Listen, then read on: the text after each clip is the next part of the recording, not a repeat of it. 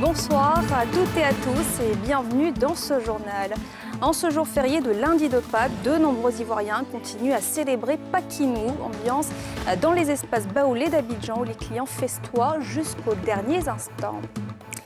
Aussi, après avoir célébré Pakinou dans les villages sur la route du retour à Abidjan, un accident de la route est survenu faisant un mort et de nombreux blessés. Et puis ce soir, on parle d'amour entre chrétiens et musulmans, une union souvent compliquée. Comment les couples surmontent les obstacles, puis de l'éducation des enfants aussi. Reportage dans un instant. Mais d'abord, Pakinou, le visage festif et culturel de la Pâque en pays baoulé, c'est désormais généralisé dans tout le pays, à l'ouest montagneux, dans le village de Ziondrou, près de Fakobli. C'était une célébration sur fond de brassage culturel où Wobé et Baoulé ont communié dans la fraternité. Le récit de Pierre Dipomela. Ziondrou, dans la sous-préfecture de Tiénis et Abli, à 10 km de Fakobli, district des montagnes. Dès le lever du jour, le village a commencé à s'animer progressivement. Pakinou, une célébration connue dans les villages baoulés, s'est déportée dans l'ouest du pays, en pays Oué. Les baoulés, venus de tout maudit et les populations Oué, ont dans l'harmonie d'une cohésion, dansé au rythme du centre et de l'ouest. Comme vous savez, la Côte d'Ivoire est un pays de brassage. Entre les Oué Nord et les baoulés, il y a toujours eu ce brassage-là. Et notre fils, dont la mère est baoulée, a souhaité effectivement que Pakinou se déporte en pays Oué. Et pour concrétiser cela, nous avons voulu recevoir nos beaux de Toumoudi pour que justement nous fêtons avec eux la Pakinou. Cette célébration de Pakinou, ou Amou Pakinou en Oué, était aussi un moment de découverte pour les citadins qui ont fait le déplacement. Venu d'Abidjan avec ses parents, Kémé s'est rendu à Ziondrou pour découvrir ses origines et apprendre la tradition. Je suis venue avec ma famille, avec mes sœurs pour visiter, pour découvrir le village parce que ça faisait très longtemps qu'on n'était pas venus. Donc on est venu découvrir un peu la culture. On apprend beaucoup là, comme par exemple on est sur une montagne, on nous a raconté un peu l'histoire et ça fait plaisir de connaître sa culture. En compagnie de ses sœurs, Kéma Désiré a appris de nouvelles choses auprès de sa mère. Comme elle, plusieurs autres filles du village sont venues se frotter aux us et coutumes du terroir Oué. Quand on ne se connaît pas, on est des peuples de divers horizons, on a tendance à penser que peut-être qu'on a mieux chez nous, mais il est important aussi de voir ailleurs et puis d'essayer de prendre de bonnes choses aussi, parce qu'après on apprend à se connaître, on apprend toujours à se connaître. Et nous particulièrement, nous sommes Wobé Baoulé, nous sommes le trait d'union, de sorte que nous nous sentons bien à l'ouest comme à l'est. On a décidé de venir avec les enfants pour cette fête parce que c'est une innovation dans la région. On n'a jamais entendu parler de la fête de Pâques dans un village wobé. Et particulièrement chez nous ici, à Ziondrou. Et c'est la première édition. Et vraiment, on a trouvé intéressant de faire participer à cette fête-là nos enfants, afin qu'ils découvrent toutes les réalités du village. Si Pakinou en pays Oué est une occasion de retrouvailles, c'est aussi un moment pour parler de développement et la prise de grandes décisions pour le village. Au premier plan, la chefferie et la mutuelle de développement du village. Véritablement, vous êtes là aussi depuis quelques jours, vous avez vu la joie, l'ambiance, la bonne humeur qui règne au village. Nous sommes véritablement tous honorés. Et je veux dire que cet événement s'inscrit vraiment dans la droite ligne des grands événements du développement même de notre village qui a été amorcé depuis un certain nombre d'années. Les Oué et leurs invités baoulés ont passé le week-end pascal dans une ambiance festive, de gaieté et de cohésion sociale. Cette célébration est une première et les organisateurs entendent la perpétuer. Et je vous le disais, on s'intéresse ce soir aux mariages entre chrétiens et musulmans, des mariages souvent délicats à gérer, mais plusieurs couples animés par l'amour surmontent les obstacles et vivent ensemble dans l'harmonie. Comment y parviennent-ils? Quid de l'éducation des enfants aussi? Élément de réponse de Nadja Ejar et Mathurin Badé. Dans la famille Sawadogo, ce 7 avril, Prudence l'épouse est au four et moulin pour préparer l'iftar, repas pour la rupture du jeûne chez le musulman. Elle, qui est chrétienne catholique et qui vit aussi un temps de privation, ne voit aucun inconvénient à soutenir son mari dans la pratique de sa foi musulmane. Pendant le mois du Ramadan, il me réveille à 3 h du matin. Je fais son café. En tout cas, ce que je peux faire, je fais.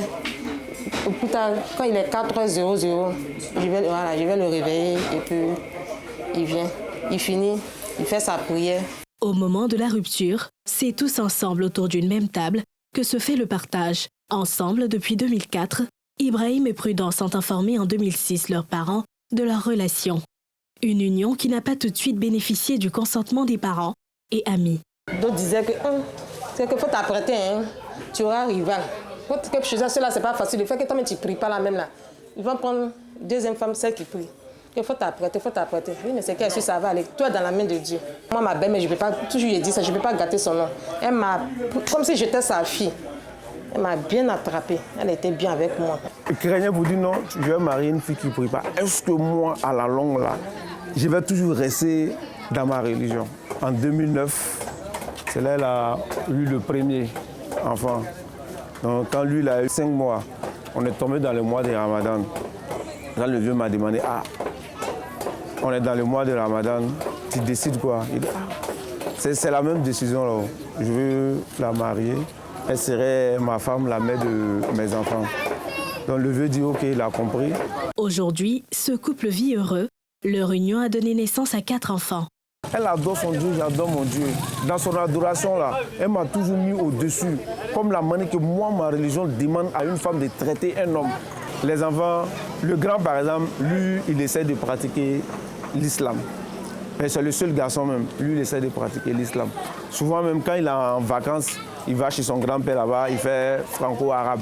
Mariés coutumièrement, puis selon la foi islamique en 2010, Prudence et Ibrahim ont fait leur mariage civil en mars 2023 et passent dans quelques jours à l'étape de la foi catholique. Des noces possibles, à en croire ce prêtre de l'Église catholique. On demande à celui qui n'est pas baptisé de respecter la religion de son conjoint ou sa conjointe et vice-versa aussi. Et on demande qu'ils acceptent que les enfants qui naîtront de leur union soient baptisés catholiques. Ça, c'est ce que la loi de l'Église dit. À côté de cela, si 2 personnes sont mariées, que le mari souhaiterait que les enfants deviennent musulmans, je pense qu'il n'y a pas de conflit à ce niveau, que ces enfants deviennent catholiques. Mais je pense qu'aussi à côté, le monsieur ou la femme musulmane souhaiterait aussi que les enfants aussi épousent aussi sa religion. Donc à ce niveau, dans la plupart des cas, des concessions ont été faites. Je pense pour ma part que Dieu ne devrait pas faire l'objet de disputes ou de conflits. Je dis toujours, le respect de la religion est important et la connaissance de la religion de l'autre. Du côté de l'islam, ce mariage est possible à certaines conditions. Dans le verset 5 de la sourate 5, sourate al-Maïda, voilà. Dans cette disposition, Allah fait exception de cette interdiction. Il permet maintenant aux musulmans d'épouser les femmes de la religion des 2 livres. Voilà, il s'agit du judaïsme et du christianisme. Mais c'est dans le seul sens de l'homme à la femme. Le contraire n'est pas permis. Ce 8 avril est le grand jour pour Prudence. Au cours de la veillée pascale, son union avec son homme va être reconnue devant l'Église. À ses côtés pour la mise en beauté, sa belle-sœur, Samira. Quand elle va finir, elle va te maquiller. La messe, c'est pour quelle heure? 18h. À 19h. Normalement, nous, on doit faire notre prière. Donc, dès qu'on finit la coiffure, moi, je vais m'apprêter pour revenir. Là, on se croise ici et puis on va à l'église ensemble. Dans le salon de coiffure, la bonne entente est palpable entre les belles-sœurs, malgré la différence de religion. C'est plus à l'aise que nos mariages. Nous, nos mariages musulmans, et puis pour toi, c'est pourquoi tu es à l'aise. C'est la même chose. En tout cas, Dieu est partout. Le oui de Prudence et Ibrahim devant l'église sera le dernier acte marquant l'officialisation de ce couple. Si l'acceptation de Prudence chrétienne par sa belle famille musulmane est une réalité, nombreuses sont les femmes qui n'ont pas eu cette chance. La religion reste une question délicate pour la survie d'un couple mixte. Un constat, quelquefois présent au sein de différentes branches d'une même religion, plus précisément du christianisme. Comme annoncé en titre, alors que de nombreux Ivoiriens sont rentrés à Abidjan après Pakinou au village, les festivités se poursuivent ici à Abidjan, dans les espaces baoulés. L'ambiance est toujours au rendez-vous en ce lundi férié, comme nous le montrent Nadja Edja et Tanguy Conan dans ce reportage. Lundi 10 avril, dans ce maquis, connu pour son ambiance typique baoulée, la fête se poursuit. Une belle alternative pour pallier à l'incapacité de se rendre dans les villes et villages du Grand Centre. La fête, ça se passe bien. Aujourd'hui, lundi, on est venu s'amuser avec les enfants. Comme on n'a pas pu arriver au village, on a décidé de venir fêter ça au maquis baoulé. Je suis venue avec mes soeurs. C'est maintenant les gens sont en train de venir. Donc on attend le show. Tout le monde s'y retrouve parce que là, nous avons l'ambiance du village. Cette année, par exemple, vraiment, j'ai reçu du monde. Hier, par exemple, j'ai eu 1500 personnes. Je sais qu'aujourd'hui, ça serait moins, mais aujourd'hui, je sais que je peux atteindre 1000. Malgré la reprise du travail dans moins de 24 heures, on tient à poursuivre la fête. Au-delà de l'ambiance de Pakinou, ce jour férié est pour bien de personnes et associations l'occasion de se retrouver. Quand c'était la fête des Pâques, il y a des gens qui sont partis. J'ai dit non, on n'a qu'à venir se retrouver ici, on va s'amuser. C'est toutes les teenies, c'est toutes les teenies. Sur moi, je suis gourou. Donc c'est toutes les teenies. Fête chrétienne, la Pâque a fini par être adoptée dans la population et en particulier par le peuple baoulé, qui profite de l'occasion pour des retours sur la terre natale. Mais après les célébrations de Pakinou dans les villages, lors du retour à Abidjan ce lundi, un accident de la route s'est malheureusement produit, faisant un mort et de nombreux blessés, comme nous le détaillent Tiemé Danger et Fulgence Kissiedou sur les lieux du drame ce lundi. Autoroute du Nord, kilomètre 69 d'Abidjan. Un minicar de transport de retour de Pakinou à Assoumvoué, dans le département de Toumodi, fait une sortie de route. Un mort et 9 personnes grièvement blessées. De passage, le commandant supérieur de la gendarmerie marque l'arrêt et mobilise les services de secours. Tour à tour, ambulances du GSPM et du service de santé de la gendarmerie nationale se déportent sur les lieux. L'assistance et la prise en charge s'organisent rapidement. Les premiers cas graves sont vite évacués. Parmi le personnel soignant sur place, des médecins volontaires également de passage. Je j'étais de passage et puis j'ai vu l'accident comme je suis médecin, donc je suis venu pour pouvoir déjà porter les premiers secours. C'est ce qu'on a fait le temps que le GSPM arrive. Donc il y a déjà une vague, je crois 3 qui ont été déjà évacuées. Donc on est avec les autres le temps que le renfort puisse venir pour qu'on puisse évacuer. Les victimes, remises de leur choc, reviennent sur les faits. Moi je ne sais même pas comment ils veulent savoir mettre le bras rentré ici. Ça a été très rapide. Rapidement. On ne venait même pas vite. Mais je ne sais pas comment on est rentré ici. Voiture n'avait pas. Nous tous, ça nous a étonnés. Je ne peux rien dire même. Amusement pas. Je ne sais pas comment le véhicule est retrouvé ici. Paisiblement, on voulait tranquillement. Moi-même, j'ai dit à mes amis qui étaient à Abidjan, on ne sait même pas comment ça arrive. Sorti indemne de l'accident, le chauffeur du minicar, initialement affecté au transport des élèves d'un groupe scolaire de Yopougon, se prononce. On était en train de causer dans la voiture. Pour le problème, je n'étais pas au téléphone, je ne dormais pas, je n'étais pas en vitesse. Donc, arrivé là, la voiture m'a tiré un coup. Donc, j'ai freiné un peu légèrement et puis j'ai laissé le frein. Et le temps de prendre l'accélérateur, la voiture m'a trimballé en brousse, donc je n'ai pas pu maîtriser.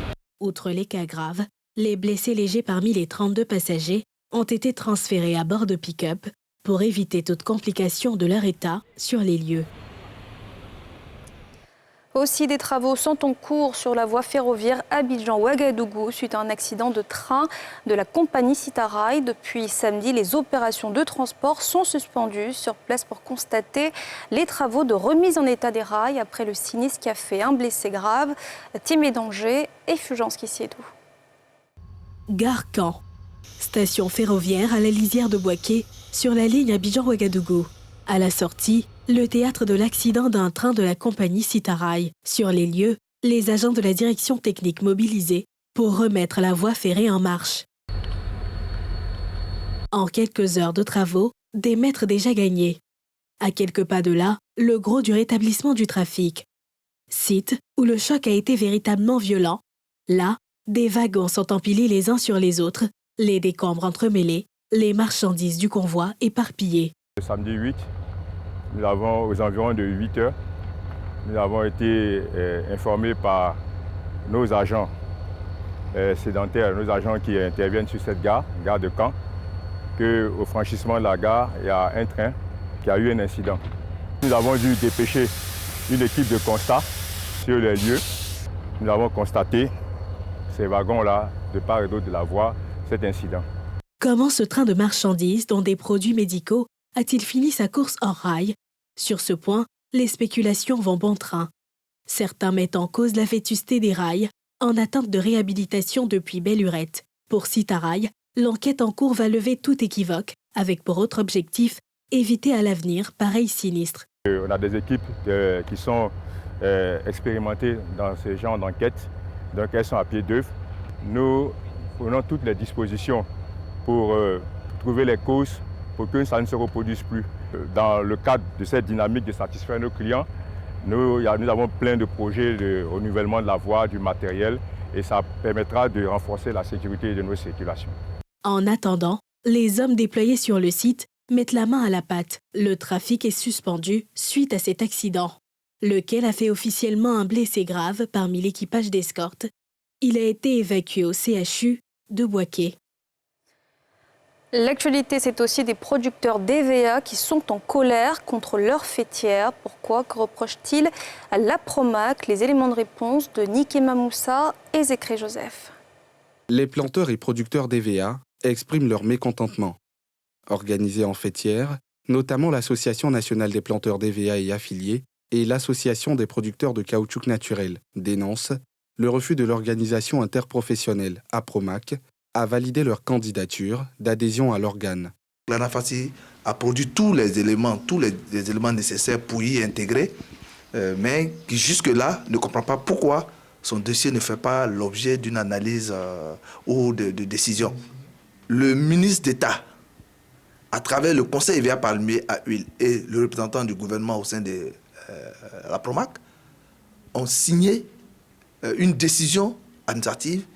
Les gens se sont empressés pour rapidement faire l'Assemblée générale et l'Assemblée générale extraordinaire de l'Apromac, mais pour ce qui était de la réintégration de l'Aprocancy et de l'analyse diligente du dossier de l'ANAFACI, c'est resté lettre morte. Co-animateurs de cette conférence, les dirigeants de l'Aprocancy, eux, s'insurgent contre le non-respect des décisions prises par le ministère de tutelle. Le cas d'espèce a déjà été réglé par une décision de l'État de Côte d'Ivoire. Le problème qui se pose aujourd'hui, c'est que l'OIA Apromac refuse de l'appliquer. Nous refusons, nous rejetons, mais alors là de façon catégorique, qu'il y ait quelques extensions de délai. Nous n'allons pas les accepter, ce n'est pas la peine d'essayer de nous convaincre, nous ne le ferons pas. Nous refusons d'être qualifiés de sous-producteurs. On refuse ce terme-là, nous sommes des producteurs comme les autres. Contactés, les responsables de l'Apromac n'ont pas voulu s'exprimer.